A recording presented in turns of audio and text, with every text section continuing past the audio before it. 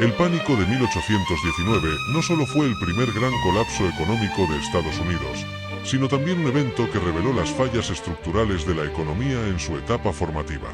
Como Murray Rothbard señala en su obra El pánico de 1819, Reacciones y políticas, esta crisis es fundamental para entender las dinámicas de la expansión crediticia y los ciclos económicos en una economía emergente.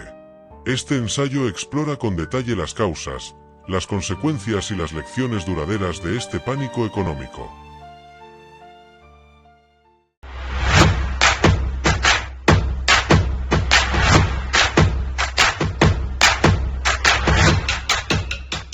Esto es Saberes Profundos.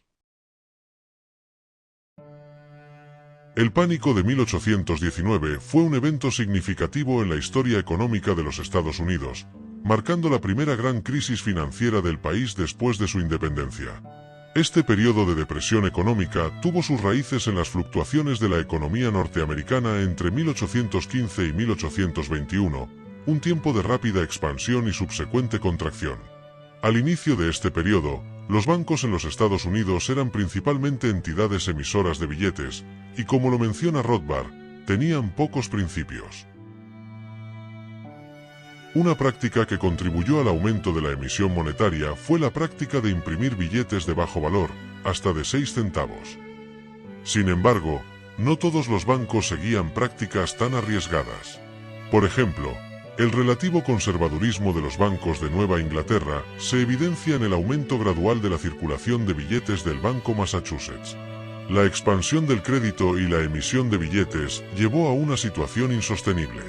Como expone Murray Rothbard, la fuga de dinero metálico resultante y la continua expansión de billetes llevaron inevitablemente a una suspensión de pagos en metálico fuera de la zona de Nueva Inglaterra en agosto de 1814. En respuesta a esta situación, el Congreso autorizó la creación del segundo Banco de los Estados Unidos. Este banco tenía la responsabilidad de canjear sus billetes en metálico y se esperaba que proporcionara una moneda sólida y uniforme. El periodo de boom económico que precedió al pánico de 1819 vio varios desarrollos importantes en el sistema financiero de los Estados Unidos. Uno de ellos fue la creación de la primera bolsa de valores oficial del país. La Bolsa de Valores de Nueva York, New York Stock Exchange, abrió sus puertas en marzo de 1817. Este periodo también marcó el comienzo de la inversión en la banca. Los bancos comerciales y los banqueros particulares compraban bloques de acciones y las vendían en pequeñas partes en el mercado o vendían las acciones como representantes del emisor. Entre los banqueros y empresarios que se beneficiaron de este boom se encontraban Alexander Brown e hijos, y los que amasaron fortunas en otros negocios como Astor e hijo. El auge económico se reflejó en un aumento sustancial de las importaciones. Como lo menciona Rothbard en su obra, las importaciones aumentaron bruscamente de nuevo en 1818 a $122 millones. Sin embargo, este crecimiento rápido no estaba exento de problemas, se comenzaron a acumular dificultades y tensiones según iba creciendo el boom. La situación se volvió tan precaria que la totalidad de la población era accionista de los bancos o está en deuda con ellos. Los primeros no tienen interés en presionarlos y el resto tiene miedo. Es importante notar que, en este periodo, los dólares de plata españoles, también conocidos como peso de A8, eran la mayor moneda en circulación en los Estados Unidos, lo que refleja la complejidad del sistema monetario de la época. Un factor que contribuyó a la crisis fue el pago de la deuda de Luisiana, que se fijó entre el otoño de 1818 y principios de 1819. Esta deuda ascendía a más de $4 millones y fue contraída en el extranjero y tuvo que ser pagada en metálico. El Banco de los Estados Unidos jugó un papel crucial en el desencadenamiento de la crisis porque a partir del verano de 1818, el banco precipitó el pánico de 1819 por una serie de medidas deflacionarias. Las consecuencias de la crisis se sintieron en diversos sectores de la economía.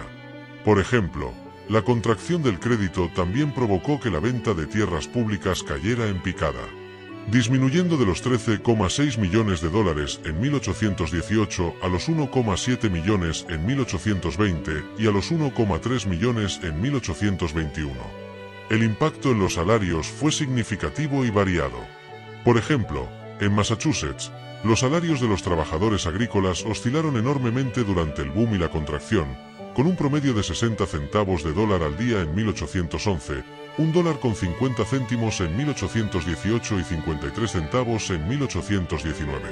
La crisis también afectó al empleo, especialmente en el sector industrial. En esta depresión intensificó el desempleo de los trabajadores de las fábricas, artesanos, mecánicos y otros trabajadores cualificados. La recuperación de la economía comenzó en 1821. Y aunque en 1821, la depresión comenzó a mejorar y la economía inició una paulatina recuperación, el proceso doloroso de liquidación de la deuda había terminado y el proceso igualmente doloroso de la contracción monetaria había disminuido. Una pregunta importante que surge en el estudio de la crisis de Murray-Rothbard es si el pánico de 1819 y el boom que lo precedió pueden considerarse como un ciclo económico moderno.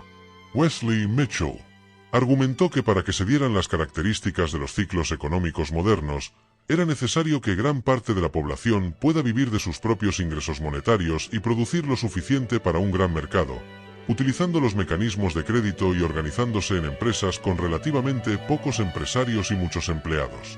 Es importante notar que la producción agrícola, que representaba la mayor parte de la actividad productiva en este periodo, no es muy sensible a los ciclos económicos. Por ejemplo, la producción de algodón, arroz, trigo y harina continuó creciendo durante el periodo de la depresión. Las reacciones a la crisis fueron variadas.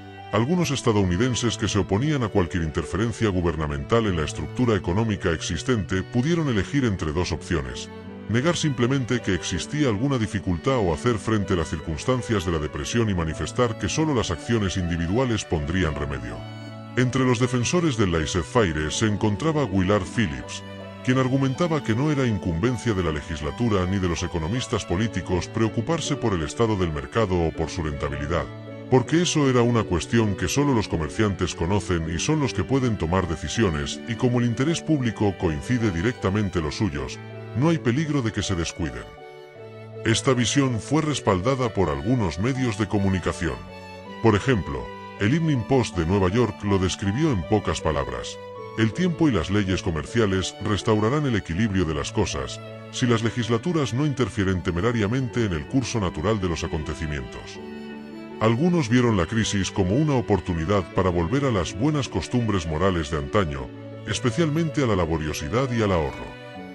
Esta visión fue compartida por algunos periódicos. Por ejemplo, el American de Nueva York fue aún más rotundo al afirmar que el despilfarro y la indulgencia habían sido ahora sustituidos por un cálculo realista y se había vuelto a la prudencia y a la moralidad.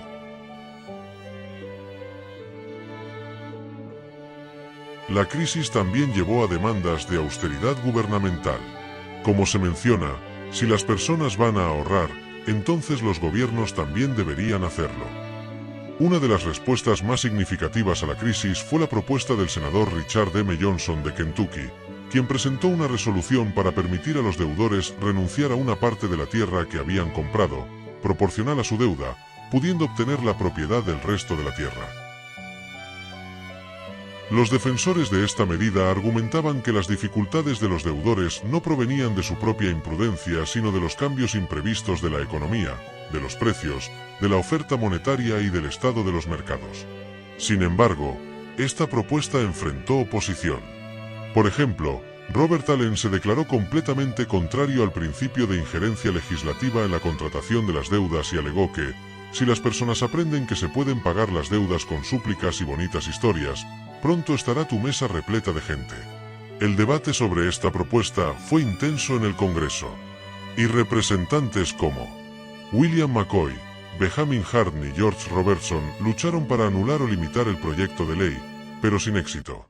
Finalmente, la Cámara aprobó el proyecto de ley el 28 de febrero con 97 votos a favor y 40 en contra. El apoyo a esta medida varió según la región. El oeste, a excepción de Tennessee, apoyó abrumadoramente la medida. Incluso los escépticos de Kentucky, como Harden y Robertson, se unieron en la votación para su aprobación final. Sin embargo, La implementación de esta ley tuvo consecuencias inesperadas, como que la mayoría de los que renunciaron a la tierra continuaron cultivándola y cuidándola como si fuera propia. Además de esta ley, se implementaron otras medidas de ayuda a los deudores.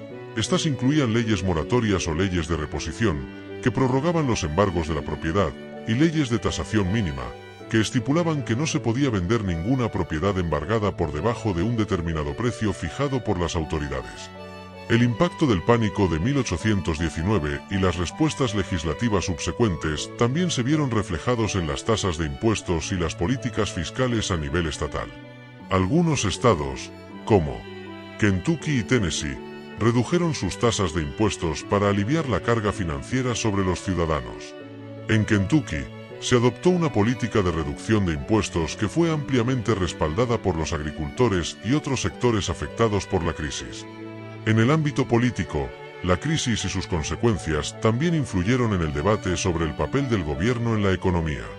Los defensores del laissez-faire, como Thomas Jefferson, expresidente para aquella época e impulsor de la compra de Luisiana, argumentaron que la intervención gubernamental solo empeoraría la situación económica. Jefferson, en una carta a Albert Gallatin, expresó su preocupación de que las intervenciones legislativas en la economía podrían desestabilizar aún más el mercado y retrasar la recuperación. Sin embargo, otros políticos y líderes comunitarios abogaron por una mayor intervención del gobierno para estabilizar la economía y proteger a los ciudadanos más vulnerables. Henry Clay, por ejemplo, defendió la implementación de políticas de infraestructura y desarrollo económico para estimular el crecimiento y crear empleos, tal como lo hizo el presidente Franklin D. Roosevelt. Impulsó el New Deal, un programa que incluyó medidas de infraestructura para crear empleo durante la Gran Depresión. En respuesta a la crisis, algunos estados también adoptaron medidas para reformar y regular el sistema bancario. La creación del segundo Banco de los Estados Unidos, esto para actuar como banco central, controlar la cantidad de dinero en circulación y supervisar a los bancos locales. Además, la crisis financiera tuvo un impacto duradero en la percepción pública sobre los bancos y las instituciones financieras. La desconfianza hacia los bancos y la especulación financiera se mantuvo alta durante varios años, lo que llevó a un mayor escrutinio y regulación del sistema bancario en las décadas siguientes. Esta desconfianza también se reflejó en la política y las elecciones, donde los candidatos que abogaban por la regulación bancaria y la protección de los pequeños agricultores y comerciantes ganaron popularidad. En Tennessee, por ejemplo, se observó una evolución interesante en la política monetaria. El Estado había implementado medidas de ayuda, incluyendo la creación de un banco estatal, pero estas medidas no tuvieron el efecto deseado, ya que el nuevo banco estatal y su papel no daban el resultado esperado. La depresión en todo el país se alejaba y el Tribunal Supremo de Tennessee dictó sentencia en junio declarando inconstitucional la disposición de demora que obligaba a aceptar los nuevos billetes del banco. Como consecuencia a esta situación, la campaña electoral para gobernador en Tennessee en el verano de 1821 reflejó este cambio de opinión. Ambos candidatos para la gobernación del estado se oponían firmemente al programa de ayuda y por esa razón Rothbard menciona: este giro en la postura de los candidatos políticos es revelador. Sugiere que la opinión pública había cambiado lo suficiente como para que oponerse a las medidas de ayuda fuera ahora una posición políticamente viable. Mientras tanto, en otros lugares, se estaban desarrollando debates teóricos sobre la naturaleza del dinero y el valor. Amos Kendall, quien comenzó con un debate interesante, desarrollando la esencia de la teoría subjetiva del valor y de la ley de la utilidad decreciente. Kendall argumentaba que, puesto que el valor depende de los deseos de los hombres y puesto que estos deseos siempre están en continuo cambio, los deseos y los valores no están sujetos a ninguna forma de medida.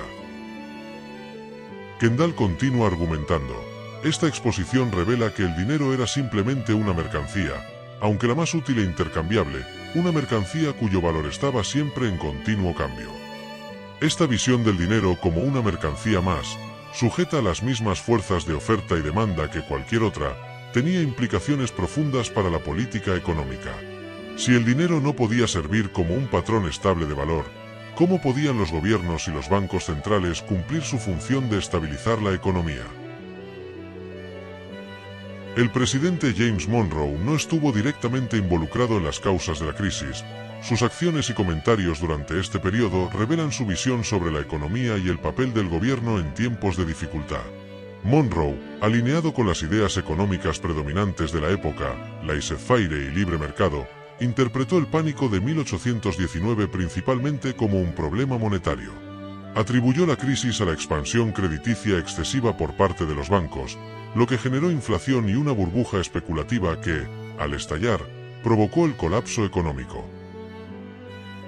En respuesta a la crisis, Monroe adoptó un enfoque conservador en materia económica.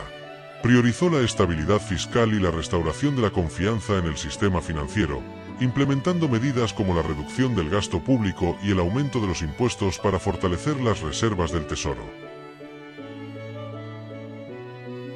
Monroe expresa en su discurso ante el Congreso que «confío en que la industria y la economía de nuestros conciudadanos, unidas a la fertilidad y los recursos abundantes de nuestro país, superarán pronto las dificultades presentes».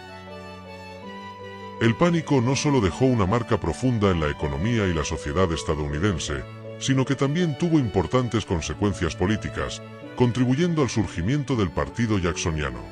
Este grupo político emergió en oposición al Banco de los Estados Unidos, al cual culpaban de la crisis económica, argumentando que su expansión crediticia imprudente había creado una burbuja especulativa que, al colapsar, desató la recesión. La desconfianza hacia el Banco de los Estados Unidos se convirtió en un pilar fundamental de la plataforma jacksoniana, y Andrew Jackson canalizó el resentimiento popular contra el banco en su campaña presidencial. Al asumir la presidencia, Jackson vetó la renovación del Estatuto del Banco en 1832. En conclusión, el pánico de 1819 representa un hito significativo en la historia económica de los Estados Unidos al ser la primera gran crisis financiera que enfrentó el país tras su independencia. Este periodo, que abarcó desde 1815 hasta 1821, estuvo marcado por una rápida expansión económica seguida de una severa contracción. El auge económico que precedió a la crisis fue impulsado en parte por prácticas bancarias arriesgadas, como la emisión excesiva de billetes, lo que llevó a una inflación descontrolada y una eventual suspensión de pagos en metálico. La creación del segundo Banco de los Estados Unidos fue una medida crucial para intentar estabilizar la economía, pero sus políticas deflacionarias a partir de 1818 precipitaron la crisis. La contracción del crédito resultante afectó duramente a diversos sectores económicos, desde la venta de tierras públicas hasta los salarios y el empleo en el sector industrial. Sin más que agregar, gracias por ver este vídeo. Si te gustó, no olvides darle like, suscribirte al canal y activar la campanita para que no te pierdas ninguno de mis próximos vídeos. Recuerda compartirlo con tus amigos. Nos vemos en un próximo encuentro.